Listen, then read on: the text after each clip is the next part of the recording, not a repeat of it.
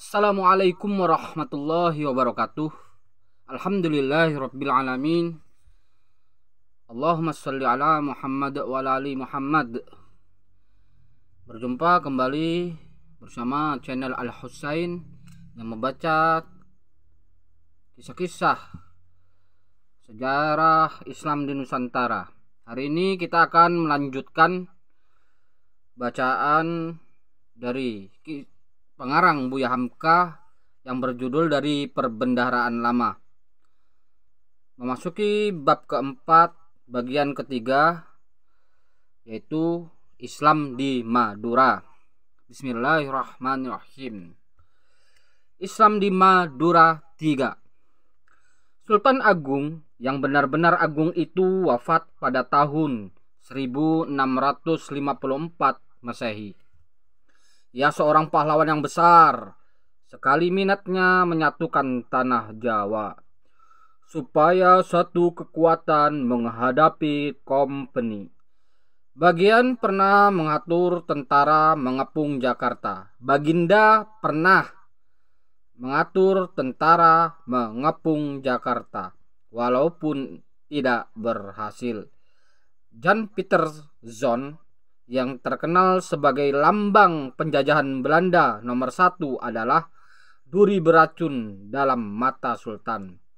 Kompeni telah berhasil memutuskan hubungan Jawa dengan Indonesia Timur. Yang berhak menjadi gantinya ialah Pangeran Aryo Prabu Adi Mataram, sebab ibunya ialah putri dari Istana Cirebon. Baginda bergelar Amangkurat I. Amangku sama dengan memangku, rat sama dengan bumi. Amangkurat berarti memangku bumi, berarti yang memangku bumi ini. Sultan Agung berusaha membuat satu filsafat kenegaraan dengan menggabungkan tauhid Islam dengan segala macam khurafat Hindu, sehingga nyata dalam gelarnya sebagai sultan juga sebagai prabu. Namun kepada putranya merupakan satu sikap yang lebih tegas terhadap Islam. Infiltrasi Islam Ahlus Sunnah wal Jamaah tetap mengalir juga dari pesisir Giri, Kudus, dan Demak. Islam yang demikian tidak mau mengakui bahwa raja adalah wakil mutlak Allah Subhanahu wa taala untuk memerintah alam. Mereka lebih tertarik akan cara pemerintahan Iskandar Muda, mahkota alam di Aceh. Yakni kaum agama diberi hak luas menyiarkan Islam dan mengajarkannya. Raja jangan menenggang hati golongan yang belum Islam sehingga kemajuan Islam terhambat. Apalah artinya tanah Jawa menerima Islam sebagai agama, padahal hukum agama tidak menjadi kenyataan, bahkan upacara-upacara kehinduan masih berlaku. Ulama didesak oleh rasa tauhid yang bergelora di dadanya, bersikap kadang-kadang seperti orang kurang ajar. Mereka datang ke istana dengan pakaian Arab, memakai serban, jubah, tasbih di tangan, dan tidak mau menyembah sujud kepada ingkang sinuhun yang disembah. Berbeda Sultan Agung dengan Amangkurat, Baginda Sultan Agung masih dapat membawakan hidup dalam kalangan kaum agamis. Tetapi Amangkurat I benci melihat kiai-kiai itu. Sombong, tidak mengenal hormat, dan kadang-kadang berani bercakap terus terang di hadapan raja. Kadang-kadang pula tidak memerdulikan tata bahasa percakapan istana yang sampai 5 tingkat itu. Apabila ditanya mengapa demikian, mereka menjawab, sedangkan kepada Allah Subhanahu wa taala kami hanya mengucapkan engkau saja anta betapa kepada raja kami akan mengucapkan lebih dari itu. Apakah maunya Baginda? Maunya Baginda ialah supaya ajaran Islam yang tegas itu jangan diajarkan kepada rakyat. Ulama jangan menghadapi masyarakat dengan langsung.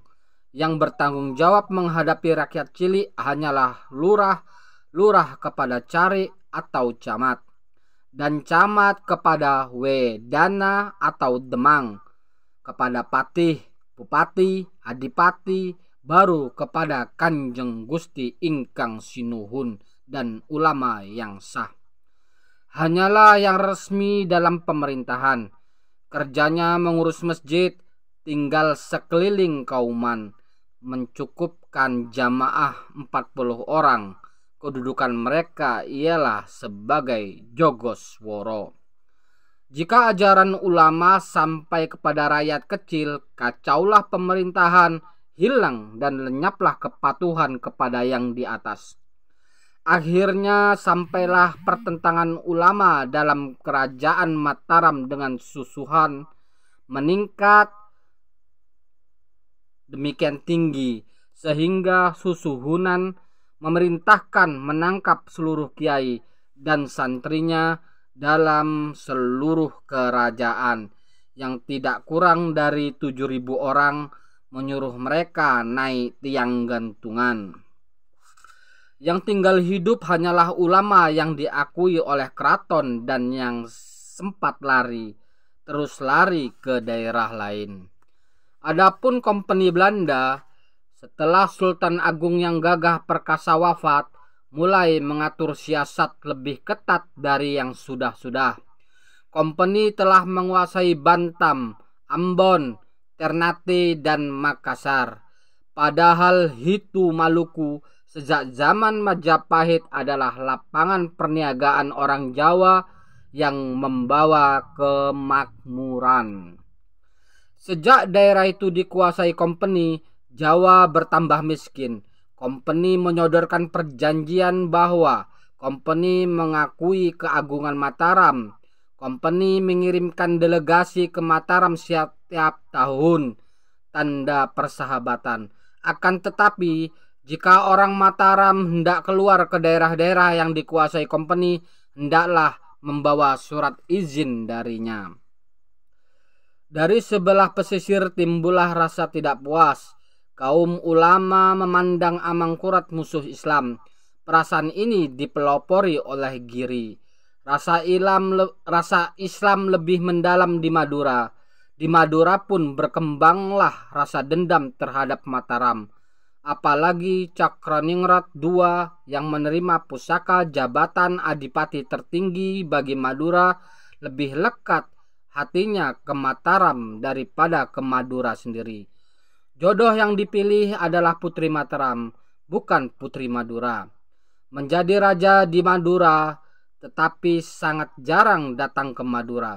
Jika pulang, ia membawa adat istiadat istana yang sangat berat, tidak sesuai dengan jiwa orang Madura. Di Madura pun tumbuh rasa tidak puas. Di Makassar telah tumbuh pula perasaan tidak puas itu. Perjanjian Bongaya 1667 Masehi sangat merugikan Makassar. Perahu-perahu Makassar hanya boleh berlayar jika telah dapat izin dari Kompeni.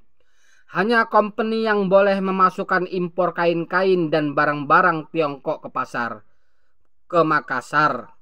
Makassar diwajibkan membayar ganti kerugian perang. Lebih menyakitkan hati lagi karena yang dijadikan alat menaklukkan dan mengalahkan Makassar ialah anak Bugis sendiri, Aru Palaka, anak Raja Sopeng. Dari itu, banyaklah pahlawan Bugis dan Makassar mengembara meninggalkan kampung halaman dengan hati hibah.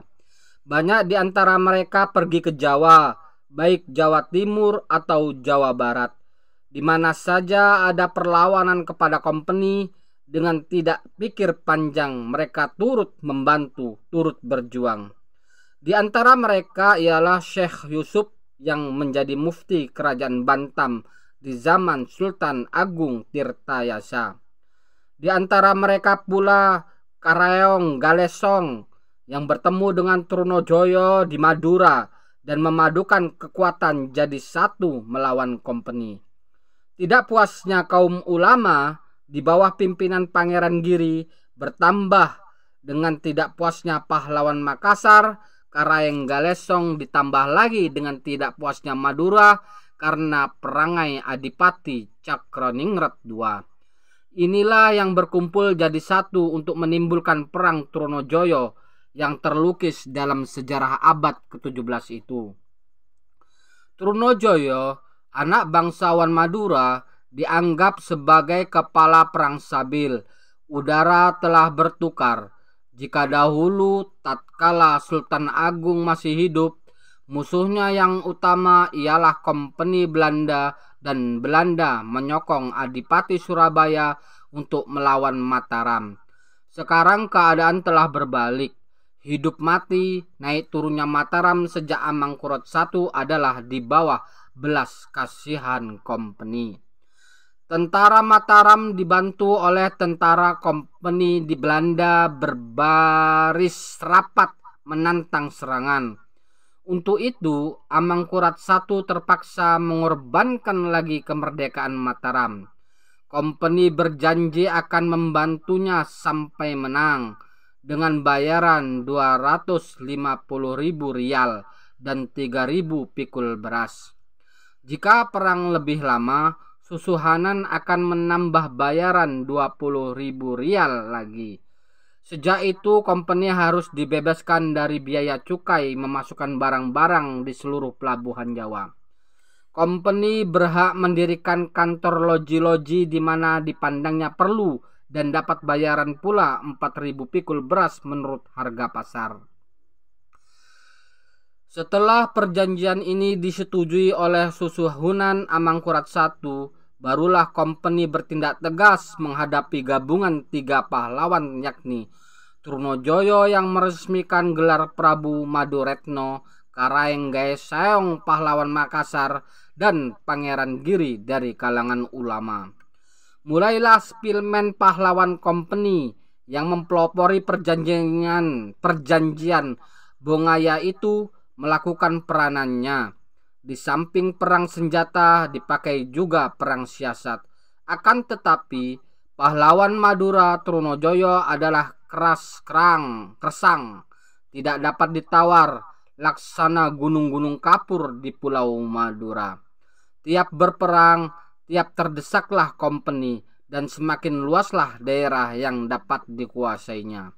Sudah hampir seluruh pesisir Jawa dapat direbutnya. Perlawanan pun timbul di mana-mana, sejak dari Bantam di barat sampai ke daerah Priangan, bahkan sampai ke Kediri. Jawa Timur telah menanti masa dan saat yang tepat untuk menyatakan secara terang-terangan menjadi pengikut Trunojoyo.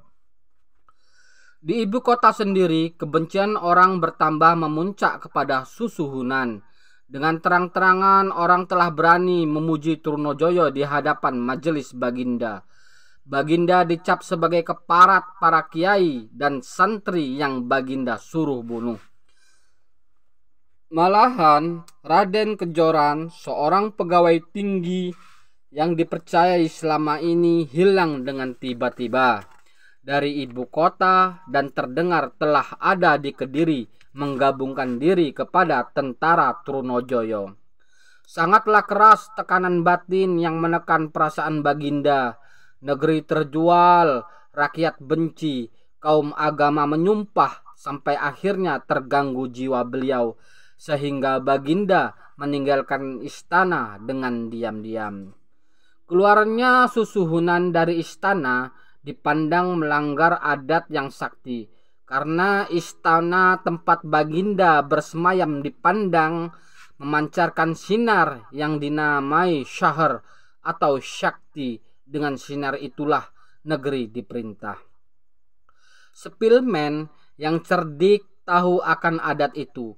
Dia angkatlah putra Pangeran Adipati Anom menjadi gantinya atas kehendak Belanda, memakai gelar Susuhunan Amangkurat II. pada tahun 1677 sampai 1703 Masehi. Seketika ia akan naik tahta, diulurkan lagi perjanjian-perjanjian baru yang lebih memikat. Kelemahan pertahanan, Mataram memaksa susuhunan yang baru itu menerimanya pula. Bahkan diberi ancaman halus bahwa ayahnya akan dibawa pulang kembali. Jika perjanjian itu tidak ditandatangannya, adiknya Pangeran Pugur berontak pula dan diangkat oleh pengikutnya menjadi susuhunan. Adapun sang ayah, Amangkurat I mengembara dari satu negeri ke negeri lain dalam keadaan sakit-sakit akibat tekanan jiwa yang boleh disebut gila, sebab kebesaran pusaka ayahnya Sultan Agung telah hancur lebur sesampai di tangannya. Apalagi setelah dalam keadaan terdesak, terasa pentingnya agama Islam sebagai pegangan hidup, padahal ulama Islam dibunuhi. Akhirnya, karena berat sakitnya itu, sampai di satu tempat bernama Wonosoyo beliau wafat dan dikuburkan di daerah Tegal di satu tempat bernama Tegalwangi atau Tegal Harum. Setelah kekuasaan yang sebenarnya berada dalam tangan company dan tentara Mataram sendiri pada hakikatnya dalam komando company, mulailah dilancarkan gerakan membasmi pemberontak. 3 sekawan itu Trunojoyo, Karaenggalesong, dan Pangeran Giri. Tidaklah akan kita panjangkan cerita bagaimana hebatnya peperangan itu, sehingga sebagian besar dari Jawa Timur dan pesisir Jawa Tengah telah jatuh di bawah kekuasaan Trunojoyo. Inti kekuatan terletak di Pulau Madura, embusan semangat dari Giri dan kegagah perkasaan dari Makassar. Oleh karena bantuan yang bertubi-tubi datangnya dari Batavia, kian lama kian terdesak jugalah tentara Trunojoyo. Akan tetapi yang menentukan bukanlah tentara Belanda, karena ia tidak tahan berperang di tempat yang panas. Belanda terpaksa mendatangkan Arupalaka lagi. Ia sanggup melawan taktik perang Karayeng, orang Makassar dengan taktik anak Bugis. Sudah kekalahan Karaenggalesong dan jalan dibuka oleh Arupalaka, barulah company merebut Porong, akhirnya sampai ke Ngantang ke timur laut. Akan tetapi seketika Trunojoyo terdesak dan naik ke lereng Gunung Kelut, company mengirimkan Kapten Yonker, anak Ambon yang terkenal itu untuk mengepung beliau. Setelah habis segala pertahanan dan perbekalan, Trunojoyo atau Prabu Maduretno mengirim utusan membawa kerisnya kepada kapten itu, tanda menyerah pada tanggal 27 Desember 1679 Masehi. Ketika menyerah, ia berkata, "Saya serahkan diriku kepadamu, Kapten, karena aku lihat engkau seorang satria yang teguh janji. Aku hanya menyerah kepadamu, bukan kepada susuhunan. Engkau harus memperlakukanku daku sebagai tahanan perang." Mulanya Kapten Yonker meyakinkan akan menunggu janjinya. Akan tetapi janji itu tidak dapat dipertahankan lama. Karena desakan company, ia harus menyerahkan Trunojoyo kepada company. Oleh company diserahkan kepada Amangkurat II. Beberapa hari kemudian Amangkurat II menyentak kerisnya dalam majelis dan menikam Trunojoyo. Adapun Kapten Yonker, anak Islam dari Ambon yang selama ini setia kepada company, yang tahanannya dibunuh, padahal ia telah berjanji akan memberikan perlindungan sehingga bisa Trunojoyo dibuang saja. Sakitlah hatinya melihat perbuatan yang pengecut itu. Inilah salah satu sebab 10 tahun di belakang Yonker sendiri pun dihukum mati company karena ikut dalam satu komplotan menantang company di Batavia pada tahun 1798 Masehi. Bersamaan dengan itu dibunuh pula Pangeran Giri, bahkan dimusnahkan bersama dengan keturunannya. dirampas keris pusakanya, yang dengan keris itu nenek moyangnya dahulu melawan kerajaan Majapahit. Demikianlah kisah perjuangan Islam meminta tempatnya di sebagian tanah air kita ini dalam abad ke-17 Masehi. Madura menempati sejarah istimewa. Sejak saat itu pula kekuasaan kompeni tertanam atas kerajaan Mataram dan seluruh tanah Jawa. Sampai timbul beberapa pemberontakan lagi, baik di Jawa Barat, yaitu Pangeran Purbaya Kiai dan Kiai Topo, atau di Jawa Timur, yaitu Suropati. Sejak itu pula bekerja keraslah para pujangga membuat sanjak dan bending, mengejek menghina ulama, mengolok-olok sorbannya. Belanda bekerja keras memupuk perasaan demikian sehingga timbul kata mutihan dan ngabangan.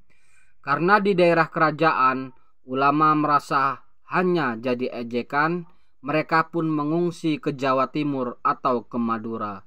Di sebelah Jawa Timur dan Madura lebih banyak berdiri pondok-pondok tempat santri belajar. Orang-orang Arab pun dilarang masuk ke Surakarta beberapa waktu lamanya.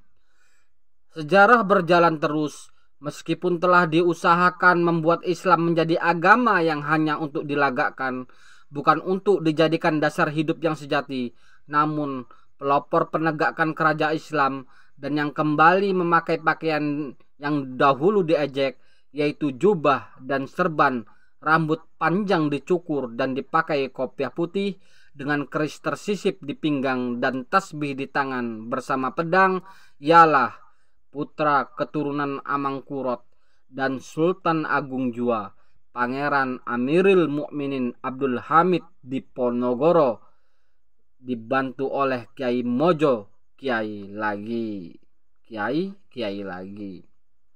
Betapapun jua Islam diperbuat di Jawa Tengah, tetapi kebangkitan perjuangan Islam secara baru dimulai oleh seorang anak bangsawan dari pihak ibu keturunan Susuhunan Solo sendiri dan dari pihak bapak keturunan Kiai, Raden Umar Said Cokro Aminoto.